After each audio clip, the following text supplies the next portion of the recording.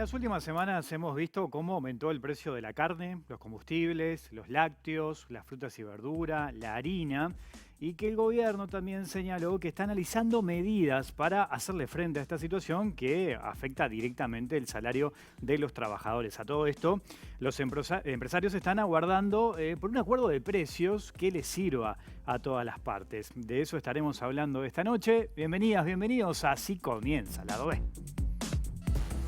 El conflicto en Ucrania ha provocado un aumento significativo en el precio internacional de las materias primas que impacta directamente en los productos de consumo local. Es el caso del trigo, que experimentó una suba del 64% en los últimos 30 días. La industria de la harina advierte que los costos se incrementaron en más del 70% y esto afecta en mayor medida a los dos molinos cooperativos, el Florida y el Santa Rosa.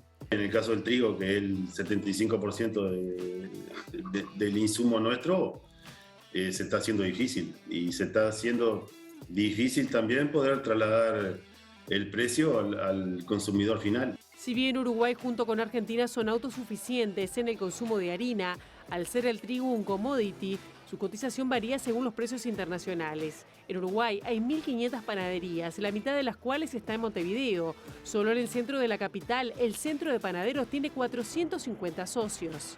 La suba constante del ganado que se registra en lo que va del año se refleja directamente en el precio de la carne vacuna en el mercado interno, que tuvo un nuevo ajuste. Los frigoríficos emitieron este jueves una lista de precios con un incremento de 5 pesos por kilo para la mayoría de los cortes. El asado es uno de los cortes que no registró variación en esta oportunidad. Sin embargo, el kilo de las milanesas en algunos abastos se ubica por encima de los 500 pesos. El equipo representante de los jubilados y pensionistas en el directorio del Banco de Previsión Social emitió un comunicado donde advierte que la inflación erosiona el poder de compra de los sueldos y las jubilaciones. En enero de 2022, el aumento general de pasividades fue del 6,16%, pero la inflación en 2021 fue del 7,96% y la acumulada en los dos primeros meses marcó 3,18%. El conflicto en Europa del Este provocó el cierre del mercado de Rusia con consecuencias tanto para la exportación como para la compra de insumos. El ministro de Ganadería, Agricultura y Pesca, Fernando Matos, admitió que hay preocupación en el gobierno por los embarques ya enviados a Rusia que aún no se pagaron y la mercadería en tránsito hacia ese destino. Según publicó La Diaria, el titular de Ganadería aseguró que las exportaciones con Rusia, que están congeladas, son alrededor de 110 millones de dólares que se encuentran interrumpidos. Casi la mitad, unos 50 millones de dólares, corresponden a productos lácteos, leche en polvo y manteca.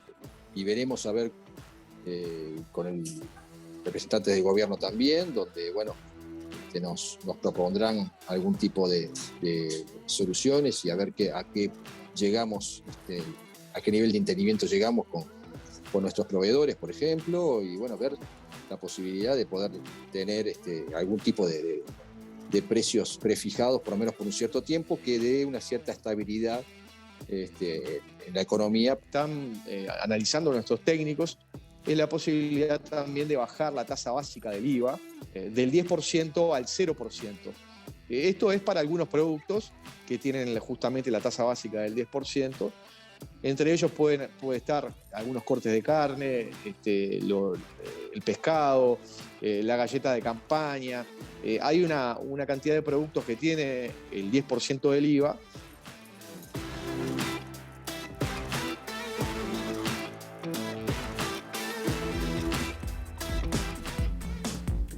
Vamos a analizar qué es lo que está pasando y es por eso que nos acompaña el economista Germán de Agosto. ¿Cómo andás, Germán? Gracias por acompañarnos. Por favor, muchas gracias a vos. Bueno, veíamos en el TEI distintos rubros que aumentaron el precio, ¿no? Y eso, decíamos recién en la introducción, obviamente que afecta el salario de los trabajadores. Primero, ¿qué explicación se le encuentra a esto? Y te pregunto también, ¿qué impacto tiene en este corto plazo en la economía uruguaya? Bien, por el lado de la primera pregunta, básicamente lo que está pasando es que confluyeron un conjunto de factores que justamente están apuntalando la inflación por diversos ángulos, podemos pensar. Vos tenés, por un lado, antes de que estallara la guerra entre Rusia y Ucrania, ya teníamos un conjunto de presiones. Algunas venían por el lado del precio de las materias primas, ¿sí? El precio de los alimentos básicamente en el mundo y del petróleo, que ya venían subiendo, ¿sí? En un contexto que tiene siempre efectos asimétricos cuando nosotros lo pensamos desde un país como el nuestro, porque justamente lo que vendemos se estaba vendiendo a muy buenos precios, pero eso también genera lo que estamos viendo hoy, un aumento de la inflación que tiene un impacto sobre el poder de compra. ¿sí? Y esas presiones, bueno, tenían que ver con la trayectoria de los precios en un contexto donde la demanda china, por ejemplo, estaba muy pujante. ¿Sí? O sea que ahí ya teníamos un factor que venía del escenario internacional. A nivel doméstico también tuvimos un conjunto de eventos climáticos que también tuvieron repercusión sobre el precio, típicamente sobre el precio de los bienes que son más volátiles dentro de la canasta, típicamente las frutas y las verduras, en particular en este caso, las verduras.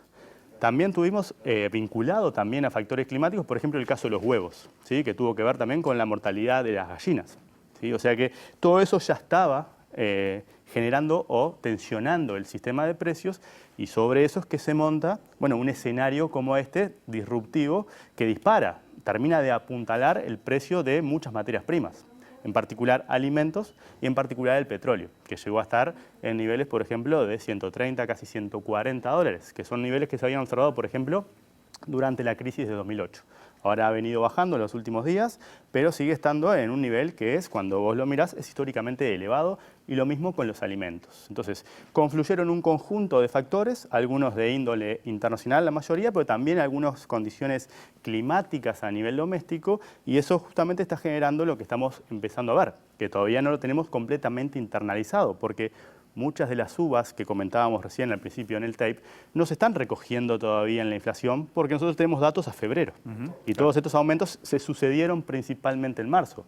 Entonces, cuando pensamos de esa perspectiva, tenemos que ya en febrero la inflación fue, podemos decir, incluso inusitadamente alta para un mes como febrero. En particular, cuando vos pensamos en inflaciones mensuales, la inflación que siempre es más elevada es la de enero. ¿Por qué? Porque están los ajustes de tarifas y porque se revierte justamente el plan UTE-Premia. Entonces, típicamente, si miramos los últimos años, tenemos en diciembre deflación, tenemos una caída, ¿sí?, de la inflación vinculada a el UTE-Premia, ese plan de bonificación, y eso se revierte en enero y siempre nos da una inflación mensual por arriba del 1%. Pero en febrero eso no ocurre. Sin embargo, en este febrero tuvimos una inflación de 1,5% mensual. Claro, ¿sí? Es una buena explicación esa, Germán. Y siguiendo con esa línea de razonamiento, te pregunto qué se puede esperar para la inflación en los meses siguientes. Uno ya imagina de antemano que es difícil que el gobierno pueda cumplir con el objetivo y con la meta que se trazó, teniendo en cuenta todo esto que mencionás, ¿no? Exacto. Primero, si querés, nos detenemos en qué se puede esperar, porque tenemos, por ejemplo, proyecciones muy frescas en las últimas horas del Centro de Investigaciones Económicas. Venís con noticias frescas, digamos. Del CINVE, efectivamente, que publicó sus proyecciones de acá a los próximos 24 meses. Y para el mes de marzo, o sea, el dato que conoceríamos dentro de 15 días más o menos, ya está dando una inflación del entorno de 9,6%. ¿Sí? Hoy en febrero, cuando lo miramos en términos interanuales, si ahora estamos pensando 12 meses para atrás, estamos en 8,9% y se iría en marzo hacia 9,6%. ¿Sí? Eso, por un lado, para lo que es ahora nomás, en marzo, recogiendo los aumentos que recién estábamos conversando a partir del tape. ¿Sí?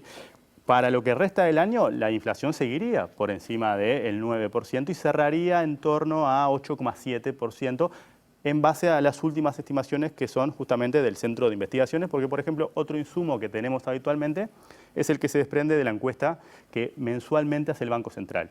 Y esa encuesta tiene la virtud de que recoge más o menos la opinión de 24 analistas. Entonces siempre es una buena base. Ahora recién estamos empezando a conocer los primeros ajustes a los modelos de precio de los distintos agentes que justamente participan de ese relevamiento. Y en particular tenemos este caso del CINVE, que ya nos establece un piso bastante elevado. O sea que eso por lo que podemos esperar. Ahora bien, ¿cómo luce eso a la luz de lo que eran las metas del gobierno? Y bueno, completamente divergente, ¿sí? Porque con las metas del gobierno lo que teníamos, y eso es algo que se venía diciendo desde antes, es que era un plan muy ambicioso. Básicamente, hacia el cierre de este año, la meta del gobierno establecía que la inflación se iba a ubicar en torno de 5,8%. Era una vara muy alta, ¿no? Era una vara muy alta, porque justamente tenía 5,8% para este año y ya para el año próximo por debajo del 4%, ¿sí? Por debajo del 5%, perdón. ¿Sí? O sea que ya las metas eran muy difíciles de cumplir, ¿sí? Y sobre esto tenemos todo este conjunto de factores que confluyeron y que nos alejan, pero por lejos, ¿sí?, la inflación de lo que son las metas. ¿Y por qué hablamos tanto de las metas? Porque uno puede decir, bueno, en abstracto las metas son las metas y la realidad después se termina imponiendo. Pero en este caso es relevante detenernos en las metas porque cuando pensamos en los lineamientos para los consejos de salarios, ¿sí? Y cuando pensamos en ese compromiso que se había asumido de recomponer una parte del salario real que se había perdido durante la ronda puente, que era más o menos 4,2, 4,3%, ahí estamos hablando de poder de compra, de salario real, en el mejor escenario, en los lineamientos del Poder Ejecutivo, y digo en el mejor escenario porque no sé si recordás, pero los lineamientos diferenciaban por sectores, había sectores menos afectados y sectores más afectados.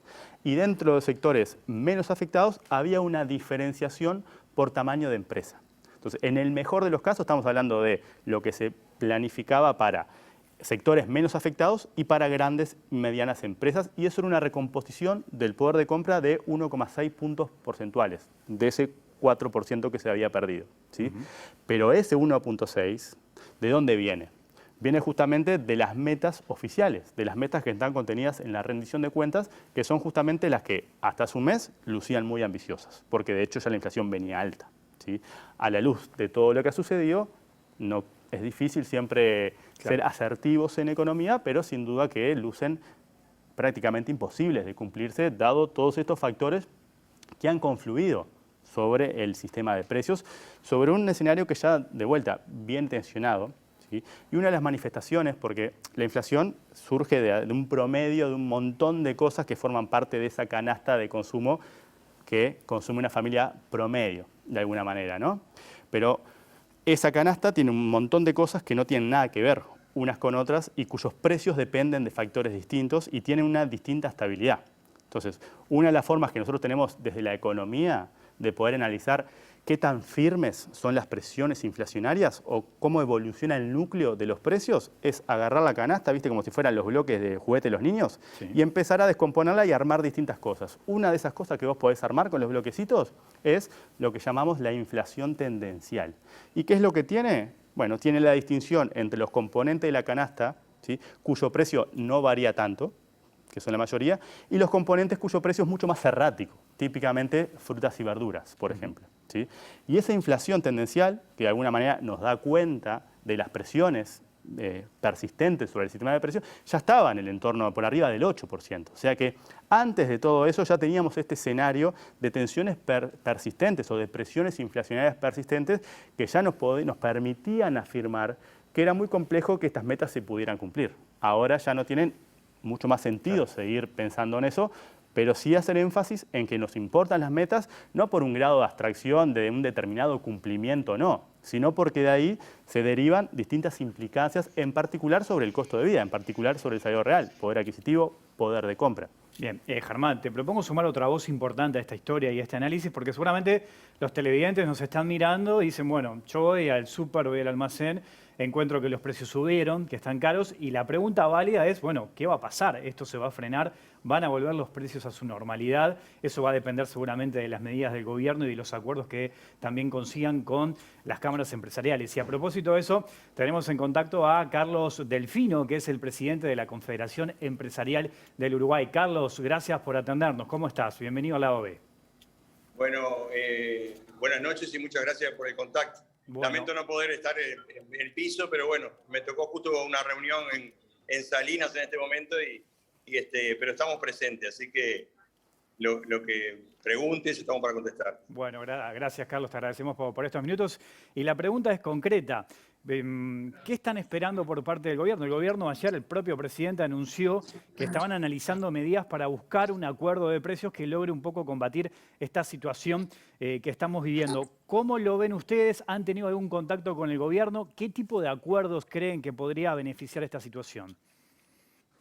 Y bueno, el presidente hoy dijo que van a haber varias medidas según los artículos o según lo que vaya, o sea, tanto puede ser combustible como puede ser toda la parte de alimentos, se va a ser variado las medidas que va a tomar y varias en algún aspecto. Eso fue lo último que escuché del señor presidente. Bueno, estamos ansiosos esperando a ver cuál va a ser la resolución.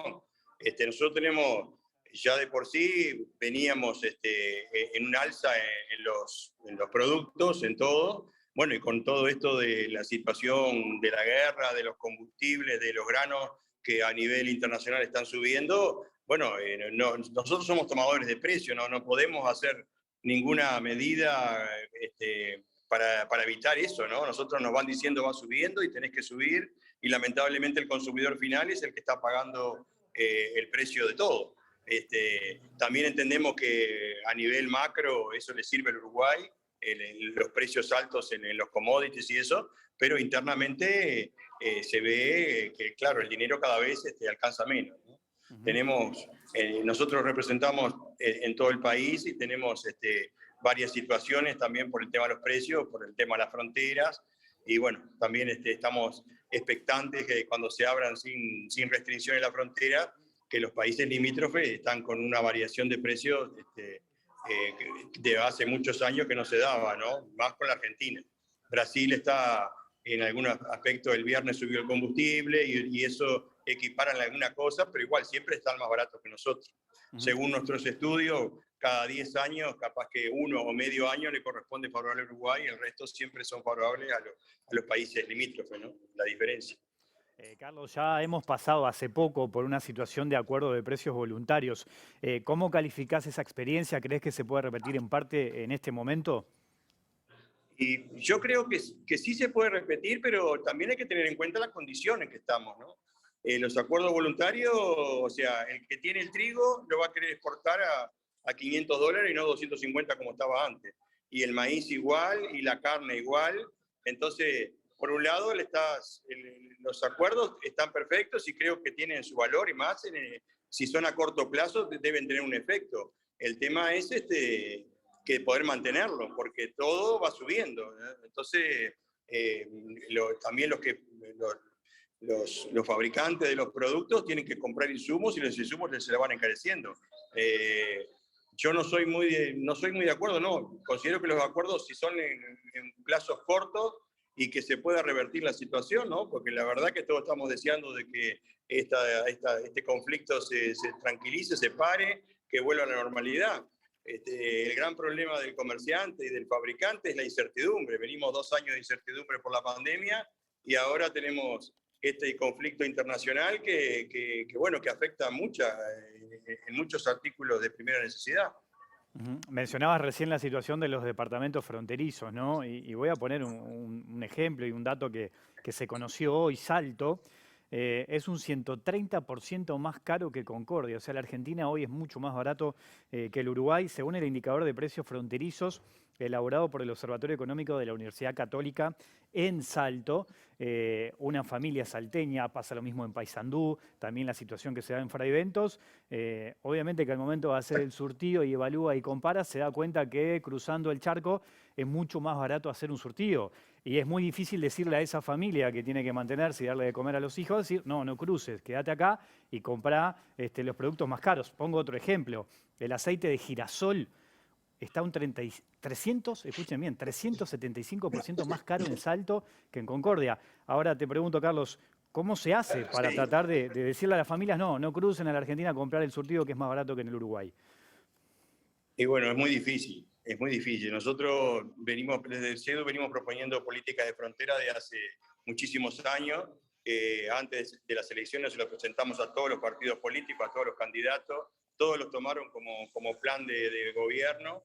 El señor presidente se tomó el compromiso que iba a hacer algo sobre eso. La pandemia lo que hizo fue visualizar la cantidad de dinero que se va por la frontera sin que paguen impuestos.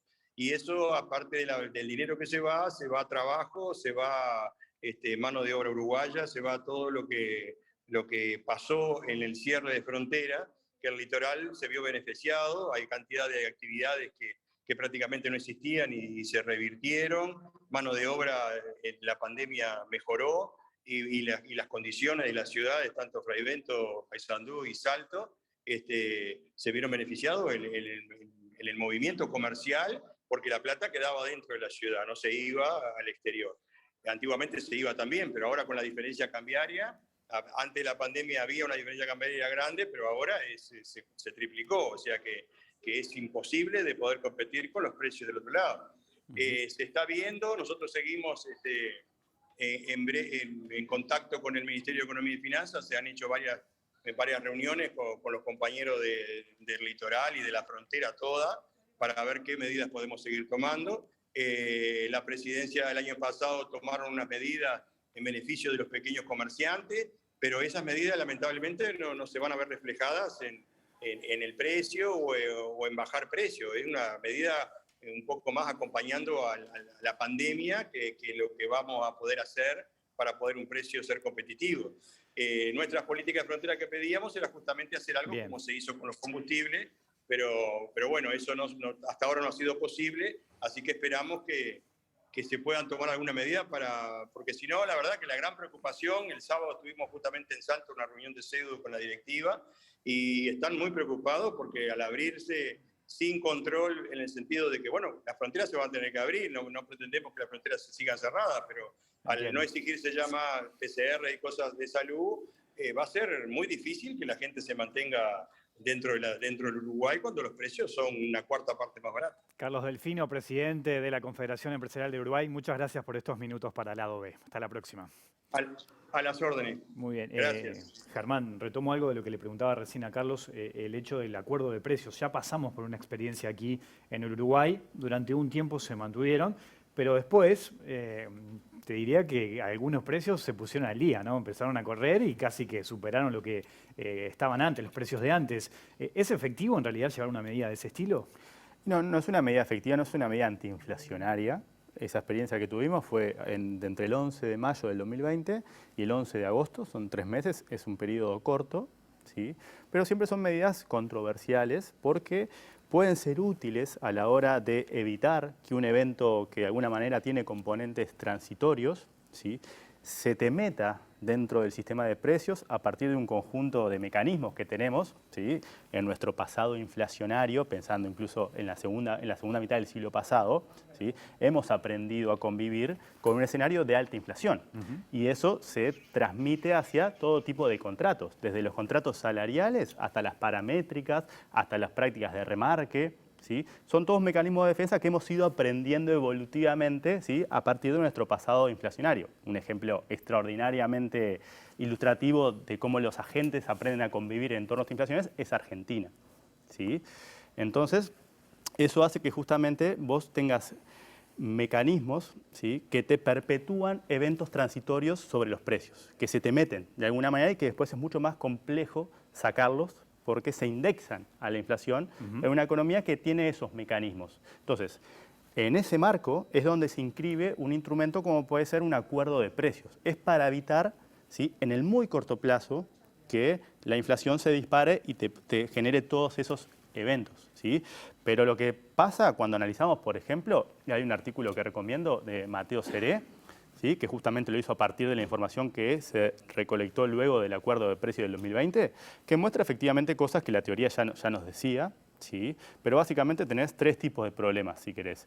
En primer lugar, hay problemas, ¿sí?, vinculados a la disponibilidad de los productos que forman parte del acuerdo, que no siempre están disponibles. ¿Sí? La seguimos en otra oportunidad, pues se nos terminó el tiempo, Germán, y da para hablar mucho más de esta situación. Te vamos a seguir viendo en la pantalla de TV Ciudad también, ¿eh? Gracias por acompañarnos. Bueno, por favor. Nosotros nos vamos, ya se quedan en la pantalla de TV Ciudad, en un ratito viene La Letra Chica. Nosotros regresamos mañana a las 20 horas. Que pasen bien.